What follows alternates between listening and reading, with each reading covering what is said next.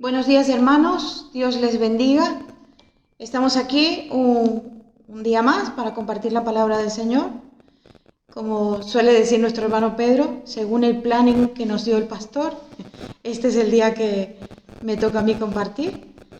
Y lo primero que vamos a hacer esta mañana es orar. Vamos a pedirle al Señor que Él tome el control de su palabra, que Él tome el control de mi vida y que Él hable a nuestros corazones, ¿sí? Señor Dios que estás en el cielo, que tu nombre sea bendito, sea glorificado, sea exaltado, Señor. Señor, esta mañana te queremos alabar, queremos bendecir tu nombre, Señor. Queremos decirte que te reconocemos como Señor, como Salvador, como Dios, como nuestro dueño, Señor. Y queremos darte gracias, Señor, por tus misericordias, por tu favor, Señor, por tu presencia con nosotros, Señor, por tu ayuda, Señor. Y en esta mañana, Señor, queremos pedirte que seas tú hablando, Señor, a nuestros corazones, ministrando nuestras vidas, Señor, alimentando nuestro espíritu esta mañana.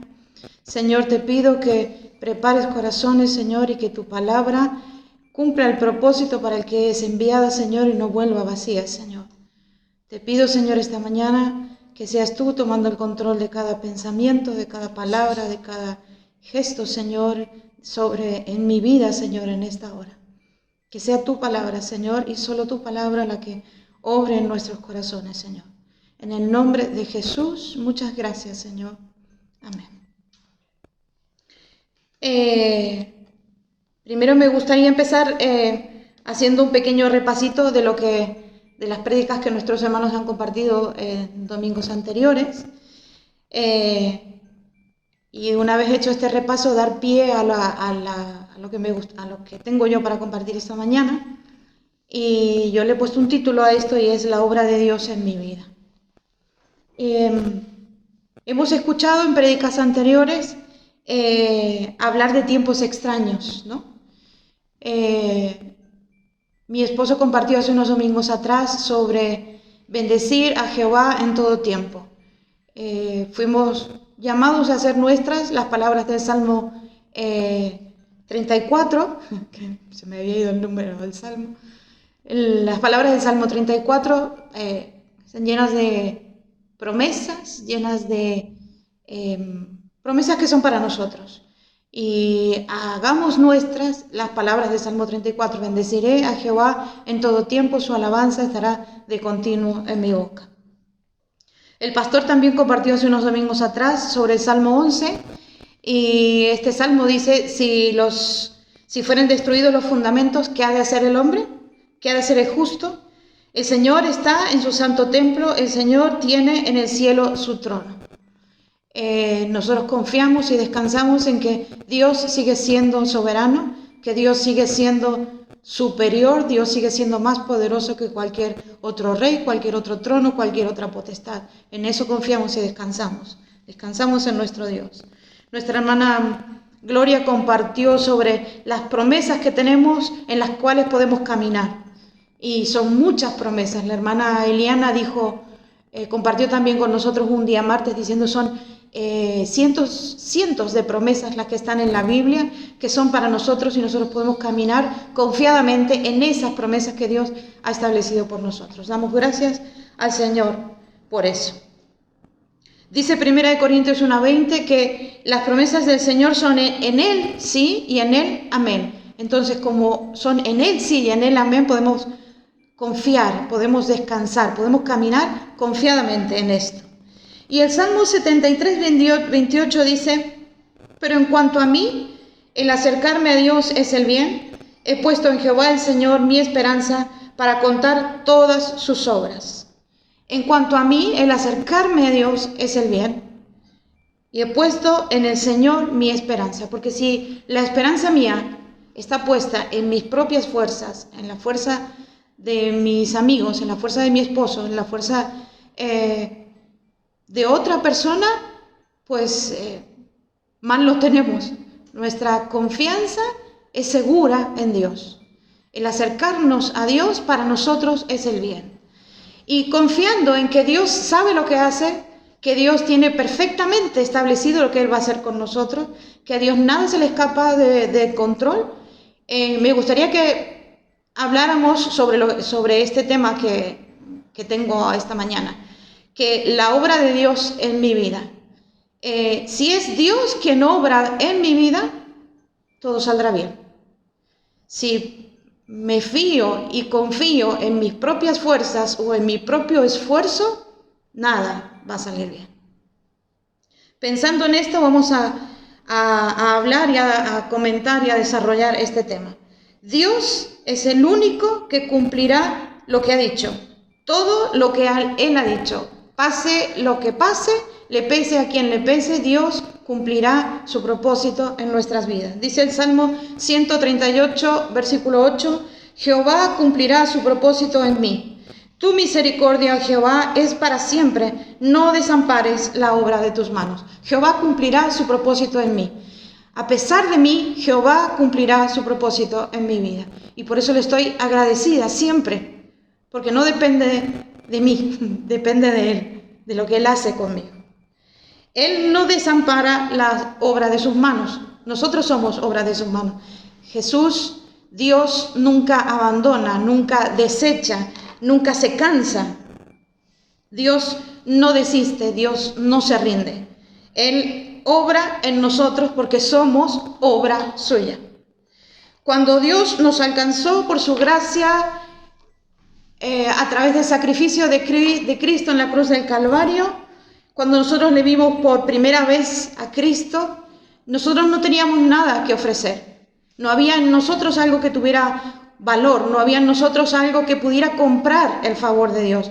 Nada en nosotros valía la pena, nada en nosotros tenía un valor como para comprar la salvación, el sacrificio de Cristo. Nosotros no teníamos nada para darle a cambio a Cristo. Todo viene por su gracia. Todo lo que nosotros tenemos era y sigue siendo pecado, fallos, muerte. Eso es lo que nosotros tenemos en nosotros, teníamos y seguimos teniendo. Pero en Cristo, Dios nos ve a nosotros como obra terminada, porque nos mira a través de Cristo. Dios ve en nosotros a través de Cristo el proceso que Él hará en nosotros y hacia dónde nos llevará. Eso es lo que ve cuando nos mira, en Cristo. Vio el proceso por el que tenemos que pasar para llegar a ser lo que Él quiere que nosotros seamos. En Cristo, Dios ve la obra terminada. Filipenses 1:6, según la Nueva Traducción Viviente, dice: y estoy seguro de que Dios, quien comenzó la buena obra en ustedes, la continuará hasta que quede completamente terminada el día que Cristo Jesús vuelva. Y estoy seguro, dice Reina Valera, estando persuadido de esto, que el que comenzó en vosotros la buena obra, la perfeccionará.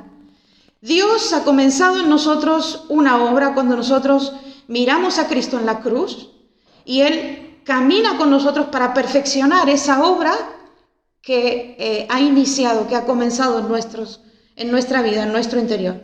Porque somos hechura suya, creados en Cristo Jesús para buenas obras, las cuales Dios preparó de antemano para que anduviésemos en ella. Dice Efesios capítulo 2, versículo 10. Somos hechura suya en Cristo Jesús, creados en Cristo Jesús.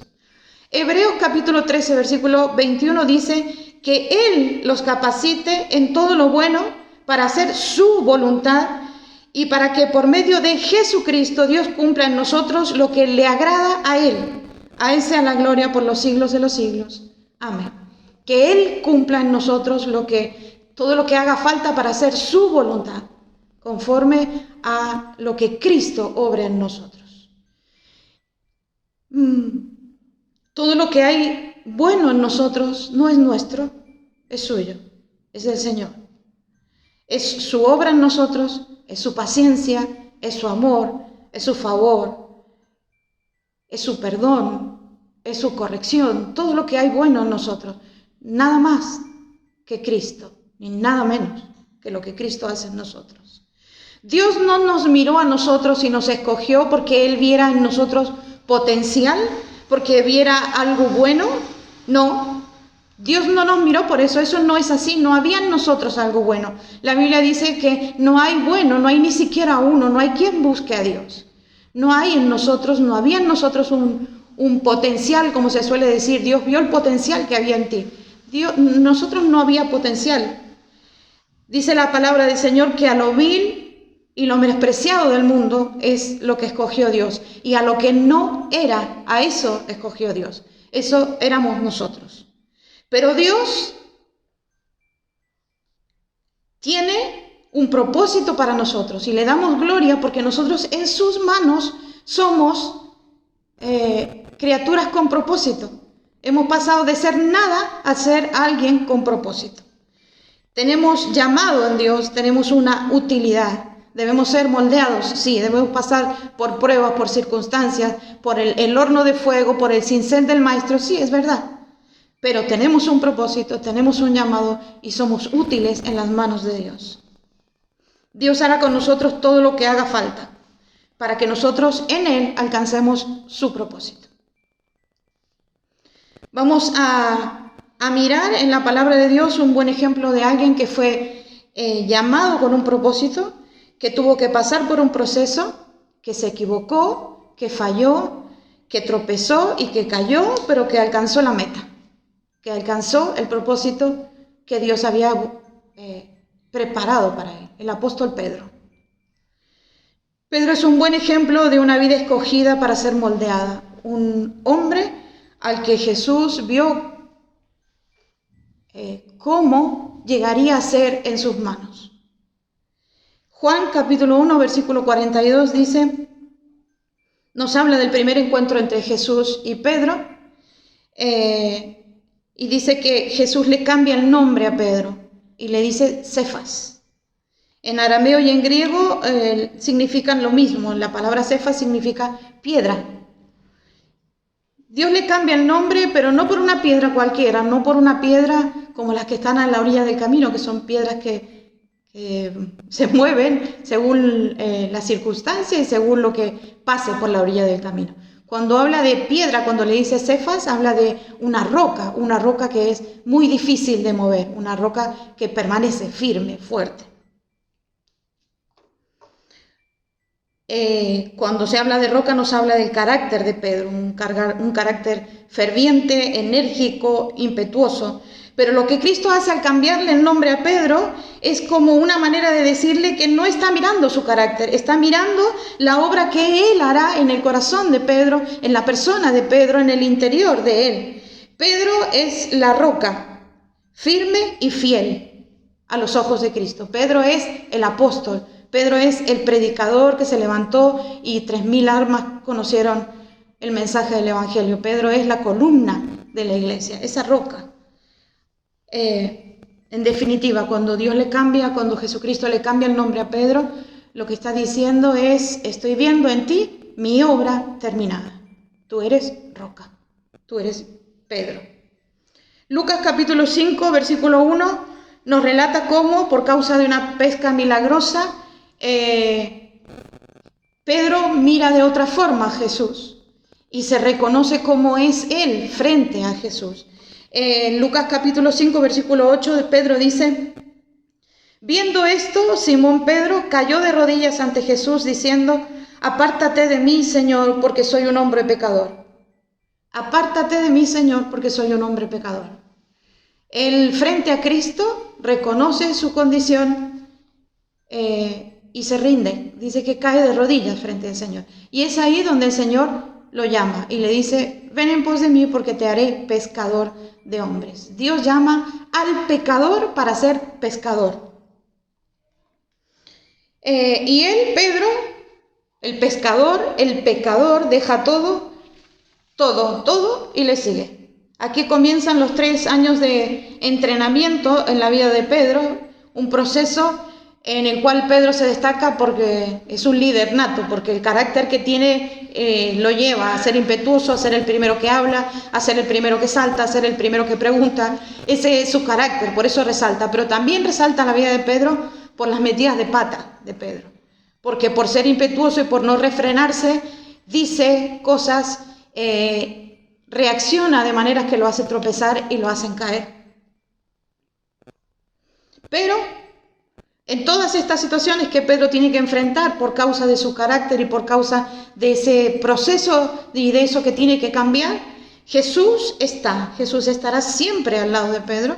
A lo largo de los evangelios lo vemos, estará siempre al lado de Pedro, siempre estará para guiarlo, para corregirlo, para reprenderlo, pero por sobre todas las cosas, para que Pedro sepa que en este proceso no está solo, que el Señor camina con él y sobre todo que lo ama y que por amor lo va a corregir y que por amor lo va a instruir y que por amor lo va a levantar y que por amor lo va a llevar a hacer lo que él quiere que sea, cumplir el propósito de Dios en la vida de Pedro. Vamos a mirar algunas escenas en la vida de Pedro. Vamos al Evangelio de Mateo, capítulo 14, versículo 28. Es una historia conocida. Vamos a ver 3 escenas de la vida de Pedro. Esta es la primera. Es una historia que es bastante conocida. Mateo capítulo 14, versículo 28, del 28 al 32. Y vamos a leer. En esta escena dice que los discípulos estaban en el mar y había un viento que les era contrario. Y entonces Jesús se acerca a ellos caminando sobre el mar. Y el versículo 28 dice, entonces le respondió Pedro y dijo, Señor, si eres tú, manda que yo vaya a ti sobre las aguas. Y él dijo, ven. Y descendiendo Pedro de la barca, andaba sobre las aguas para ir a Jesús. Pero al ver el fuerte viento tuvo miedo y comenzando a hundirse dio voces diciendo, Señor, sálvame. Al momento Jesús, extendiendo la mano, asió de él y le dijo, hombre de poca fe, ¿por qué dudaste? Jesús camina sobre el mar. Ese es el título de este párrafo en Reina Valera. Este Pedro, que al ver a Jesús caminar sobre las aguas, le pide ir a él, sale de la barca y camina sobre el agua. Tremendo esto. Pero es el mismo Pedro que al dejar de mirar a Jesús comienza a mirar la tormenta y empieza a hundirse. El que fue aprobado, Dios le dijo, sí, ven, Jesucristo le dijo, sí, ven, sal de la barca, camina. El que fue aprobado en su ímpetu por querer estar cerca de Jesús, ahora es reprendido por su falta de fe. Segunda escena en la vida de Pedro. Juan, el Evangelio de Juan, capítulo 6, versículo 67.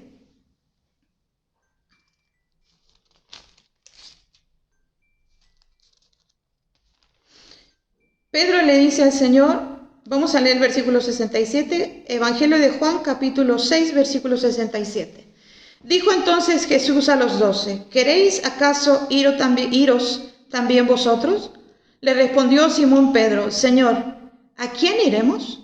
Tú tienes palabras de vida eterna. ¿A quién iremos, Señor?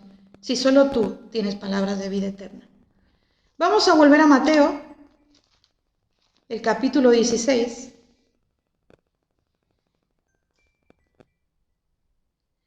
versículo 15, dice, y él les dijo, ¿y vosotros quién decís que soy yo? Respondiendo Simón Pedro dijo, tú eres el Cristo, el Hijo del Dios viviente. Entonces le respondió Jesús, bienaventurado eres, Simón, hijo de Jonás, porque no te lo reveló carne ni sangre, sino mi Padre que está en los cielos. Y yo también te digo que tú eres Pedro, y sobre esta roca edificaré mi iglesia, y las puertas del Hades no prevalecerán contra ella.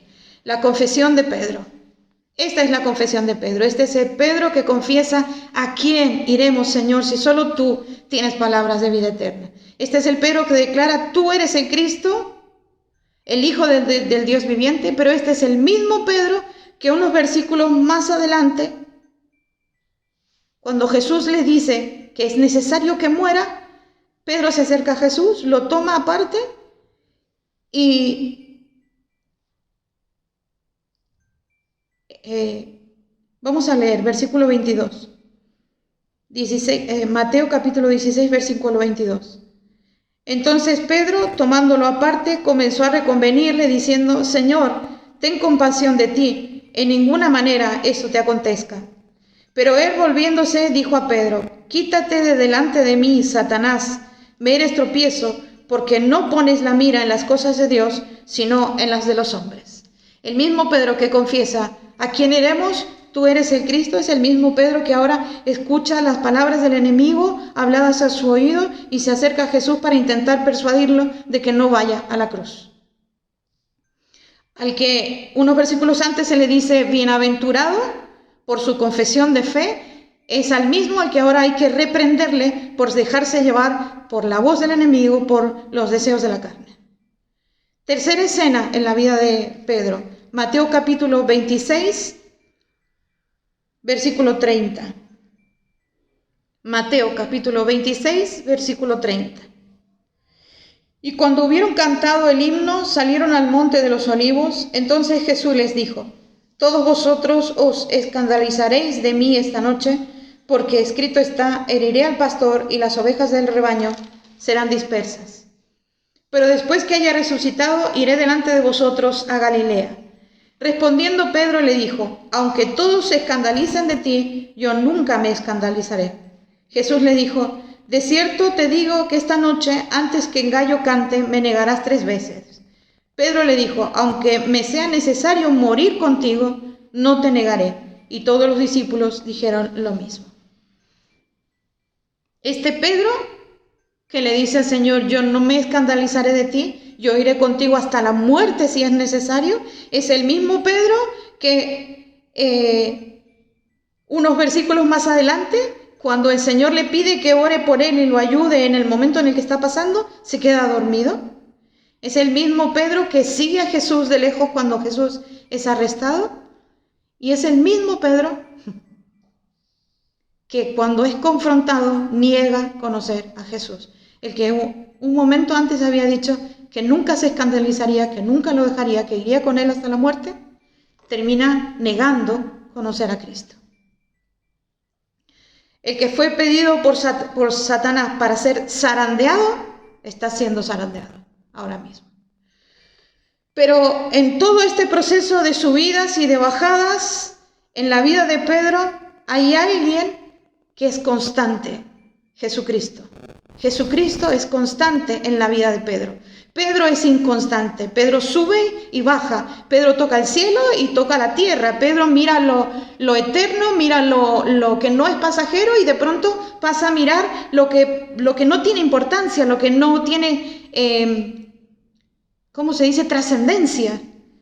Está ahí arriba y está ahí abajo. Pedro es un hombre, un ser humano como nosotros, que sube y que baja. Lo único constante en la vida de Pedro es Jesucristo. Jesucristo no cambia, Jesucristo no abandona. Jesucristo extiende la mano cuando Pedro se está hundiendo y lo saca del agua. Jesucristo corrige su falta de fe. Jesucristo le enseña a no dejar de mirarle. Es Jesucristo el que lo llama bienaventurado y el mismo que lo reprende para que entienda qué voz tiene que escuchar. ¿Qué voz es la que tiene que reconocer para que reconozca la voz de su pastor y no la voz de cualquiera que viene a querer robarle? Es Jesucristo el que intercede por la vida de Pedro para que su fe no falte cuando sabe que va a ser zarandeado. Es Jesús el que le demuestra que a pesar de todo, que a pesar de su carácter, que a pesar de sus caídas, lo sigue amando, que no se ha rendido con él, que la obra que ha empezado en la vida de Pedro, él la va a perfeccionar y va a seguir adelante, a pesar del mismo Pedro. Dios, Jesucristo, seguirá trabajando en la vida de Pedro hasta que sea perfecta en él. Lucas capítulo 22, versículo 61 dice que cuando Pedro termina de negar al Señor, el Señor va pasando y el Señor se da vuelta y mira a Pedro y dice que Pedro llora amargamente. Yo no creo que la mirada del Señor haya sido una mirada de reproche, ni una mirada de enfado, ni siquiera una mirada de, te lo dije, Pedro. Yo creo que la forma en que Cristo mira a Pedro es una forma, es una mirada de confrontación, pero de una confrontación que lo lleva a un arrepentimiento, que lo va a llevar a llorar amargamente, sí, pero a llorar amargamente buscando el perdón y sabiendo que en Cristo alcanza perdón y alcanzará el consuelo. Esa es la forma en que Cristo nos mira a pesar de nuestras caídas, a pesar de nuestras debilidades, a pesar de nosotros. Él nos seguirá mirando como miró a Pedro la primera vez cuando lo encontró. Cuando Andrés fue y le dijo, ven Pedro, hemos encontrado al Mesías. Y se presentó delante de él y cuando Dios lo vio le dijo, tú ahora te llamarás Cefas, ahora serás una roca. A partir de ahora empieza el proceso. Y en este momento, que creo que es el más difícil en la vida de Pedro, el Señor Jesús lo mira y le dice, ten ánimo, Pedro, llora, no pasa nada, pero yo te levanto. En el Evangelio de Juan, el capítulo 21, el versículo 15, hay un pasaje que vamos a leer. El Señor Jesús le habla a Pedro y le dice, apacienta mis ovejas. Evangelio de Juan, capítulo 21, versículo 15. Cuando hubieron comido, Jesús dijo a Simón Pedro, Simón, hijo de Jonás, ¿me amas más que estos? Le respondió, sí, Señor, tú sabes que te amo. Él le dijo, apacienta mis corderos. Volvió a decirle la segunda vez, Simón, hijo de Jonás, ¿me amas? Pedro le respondió, sí, Señor, tú sabes que te amo. Le dijo, pastorea mis ovejas. Le dijo la tercera vez, Simón, hijo de Jonás, ¿me amas? Pedro se entristeció de que le dijese la tercera vez, ¿me amas? Y le respondió, Señor, tú lo sabes todo, tú sabes que te amo. Jesús le dijo, apacienta mis ovejas. Este pasaje nos habla de restauración. 3 veces negó Pedro al Señor y 3 veces Cristo le pregunta, Pedro, ¿me amas? 3 veces le dijo, sí, Señor, tú sabes que te amo. Y la tercera vez le dijo, Señor, tú sabes, tú lo sabes todo, Señor. Tú me conoces a mí. ¿Qué puedo yo ocultarte, Señor? Tú sabes que soy imperfecto y tú sabes que aún imperfecta y siendo imperfecto, te amo, Señor. Esta conversación con Dios, con el Señor Jesucristo, esta conversación es un tiempo de restauración para la vida de Pedro. Cuando el Señor resucita, Él dice, ir y decirles a mis discípulos y a Pedro, él sabía que Pedro estaba a lo mejor todavía triste, todavía sintiéndose muy mal por haber negado a Cristo. Le dice, decirle a Pedro que necesita saber que estoy vivo. Y ahora viene y habla con él y le dice, Pedro, apacienta, Pedro, cuida, Pedro, pastorea, Pedro, cumple el propósito por el que te he estado formando. Tú sabes, Señor, que aún imperfectamente yo te amo, Señor. Pedro era un hombre débil, era un hombre inseguro, era un hombre impetuoso, atrevido, apresurado, era un hombre pecador, pero que en las manos de Cristo llegó a cumplir el propósito que Dios había establecido para él. Alcanzó la meta. Ahora sí, al final de sus días, o no, en un tiempo determinado, ahora sí, da su vida por amor a su maestro. Dice la tradición que Pedro fue crucificado por el nombre de Cristo. Murió siendo crucificado. Ahora, la pregunta para nosotros es, ¿cómo nos vemos nosotros frente al Señor? ¿Nosotros nos vemos como nos ve Cristo? ¿Sabemos cómo nos ve Cristo? ¿Caminamos hacia la meta a pesar de nuestras caídas? ¿Corremos para alcanzar las promesas a pesar de nuestras debilidades? ¿Seguimos adelante a la meta del supremo llamamiento? ¿Luchamos? ¿Seguimos? ¿Hacemos nuestras estas promesas?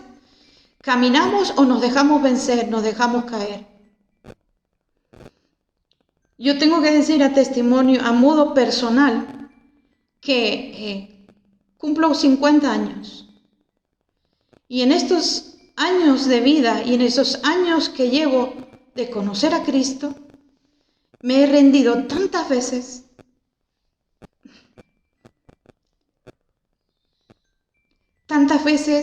me he caído, tantas veces he dicho, no tengo más fuerza, tantas veces he llegado al límite y sé que si hoy estoy de pie, que si hoy permanezco, que si hoy camino con la intención de alcanzar el propósito de Dios en mi vida, es porque Él me ha sujetado de la mano y nunca me ha soltado. No es por mí, no es por mi fuerza, no es por el potencial de mi interior, no es por lo que valgo, no es por la habilidad que tengo, es solamente la gracia de Dios en mi vida, es solamente la misericordia del Señor, es solamente la paciencia de mi hermoso Señor para no soltarme, para no darse por vencido conmigo.